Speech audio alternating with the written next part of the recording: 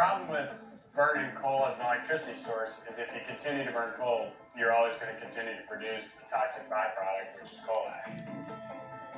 Coal ash is a national problem. It's funny because people don't know that much about it, but it's huge. It's pretty ironic to me that right on the Duke Energy monitoring wells closest to this well, they say that it's hazardous and not suitable for drinking water.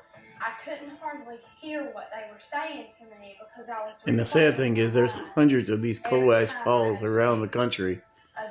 And we're shipping in fly ash, which is a byproduct of coal ash from India, to be dumped in landfills across the country. Duke Energy, Allegheny Power, FPL, multiple power plants do this. And the sad part is that they're not regulated enough to pay the price for the cleanups. And when they shut down a power plant, the power plants just keep dumping there because it's made a rule that they're allowed to do this. And it builds up these humongous piles of coal ash. And this is what happens. The waste, known as coal ash, is what's left over when coal is burnt for electricity, and it contains some of the worst carcinogens on the planet. But it's also what keeps our lights on and has fueled the economy and the infrastructure of this country for more than a century. And there's nothing wrong with coal the Energy Information at all, except that they need to be more responsible for what they do with the byproducts and the end products. 48 states in the U.S. today. And where there's coal being burnt, there's going to be coal ash. Our years of dependence on coal as an energy source has left us with millions of tons of this gluten, and no one has come up with a safe way to store it. But there is safe ways of storing it. They just refuse to do it. This has caused controversy across the country. And the people that manufacture and run these power plants won't use the materials and won't let people do what they need to do with the byproducts of coal. Because you can't encapsulate coal ash, and you can use it to make other products. The largest utility company in the country. But it's a process, and they won't pay to do it. Some coal ash ponds. Coal ash is the second largest industrial waste stream in the United States, and it's a byproduct of coal and carries heavy metals such as arsenic, chromium, and lead. So what are we looking at right now?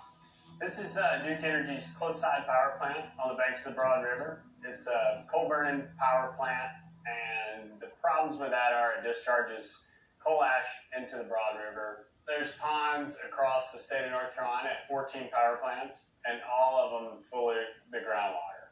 And everyone that's been investigated is illegally discharging toxic metals into area waterways.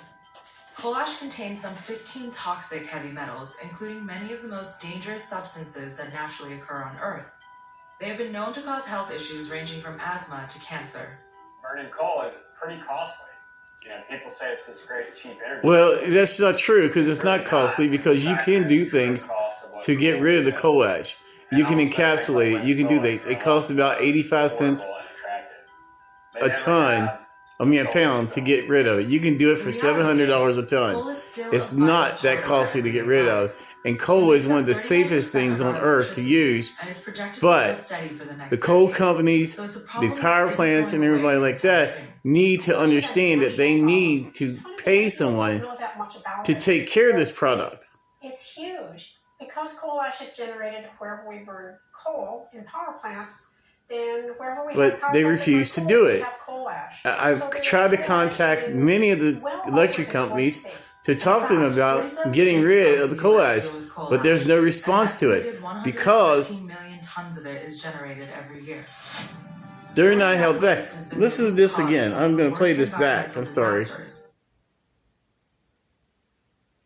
Then wherever we have power plants that burn coal, we have coal ash. So there is coal ash in well upwards of 40 states. In fact, 47 states across the U.S. deal with coal ash, and an estimated 113 million tons of it is generated every year.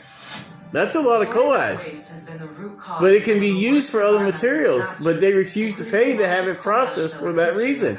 And the power companies need to step up. I've had companies like HAG Solutions out of West Virginia. I've had other companies that have tried to contact these guys to tell them that they can encapsulate their products at a good rate. A lot of coal ash is better than killing what are fish called and impoundments or the ponds. ecosystems in lakes and These are streams. obviously, liquid holding areas where But they trash is refuse water. to contact Trash these can also companies store dry about getting rid of them. huge mounds I don't that are understand it. It's not that hard to in some do. parts of the country. The very worst way to deal with coal ash is to let it to be exposed to water. When coal ash is exposed to water, the toxic substances in coal ash leak out. It's actually called leaching out into the water. And this is and terrible. through the environment. This could be cleaned up. It should be cleaned up. But the power companies know that they're going to get a slap on the wrist, The essence of coffee comes in. and they're allowed to do this. Lovely. The essence of coal ash is not lovely. The essence of coal ash is extremely dangerous. For years, environmentalists warned the next Kingston spill could happen, the big spill that happened in the TVA dam. Yeah, this is terrible. I mean, this is just one of those things where it's just terrible. I found this video, and it was just astonishing to watch this. And it turned out that all those people warning of that were correct. This stuff is dangerous. You can have these catastrophic spills.